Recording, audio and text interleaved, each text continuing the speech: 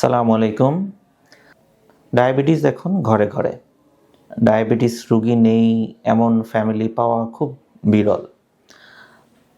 বিশ্বের যেখানে দিনে দিনে ডায়াবেটিস রোগীর সংখ্যা বাড়ছে, কিন্তু সে হারে ডায়াবেটিস নিয়ে সচেতনতা কিন্তু বাড়ছে না। একজন সদ্যজাত শিশু থেকে শুরু করে একদম বার্ধক্যের যে কোনো পর্যায়ে নতুন করে ডায়াবেটিস ধরা পড়তে পারে।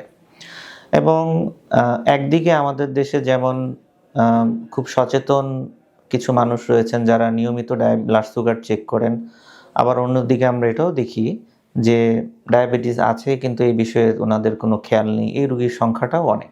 দীর্ঘমেয়াদী ডায়াবেটিস যে ক্ষতিগুলো করে, হার্টের ক্ষতি, কিডনির ক্ষতি, ব্রেনের ক্ষতি, সেগুলো একসময় ডায়াবেটিস নিয়ন্ত্রণ করে ফেললেও আর ঠিক করা যায় না। ডায়াবেটিসের সচেতনতার সাথে আমাদের লাইফস্টাইলের ব্যাপারেও সচেতন থাকতে হবে। যাদের পরিবারে ডায়াবেটিসের হিস্ট্রি আছে তাদের নিয়মিতভাবে ব্লাড সুগার চেক করতে হবে। শুধু ব্লাড সুগার বেশি দেখে ওষুধ শুরু না করেই আগে ডায়াবেটিস আছে কিনা সে বিষয়ে রোগ প্রতিষ্ঠা করে একদম নিশ্চিত করে তারপরে ওষুধ শুরু করতে হবে। সর্বশেষে বলি, ডায়াবেটিসের চিকিৎসা কিন্তু শুধু একটি ওষুধ খাওয়া না, শুধু খাবার কন্ট্রোল করা না। ডায়াবেটিসের চিকিৎসা মানে হচ্ছে একটা ডিসিপ্লিন।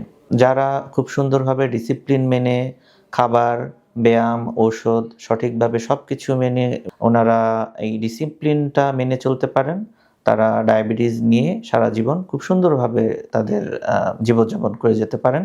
কোনো জটিলতাও হয় না।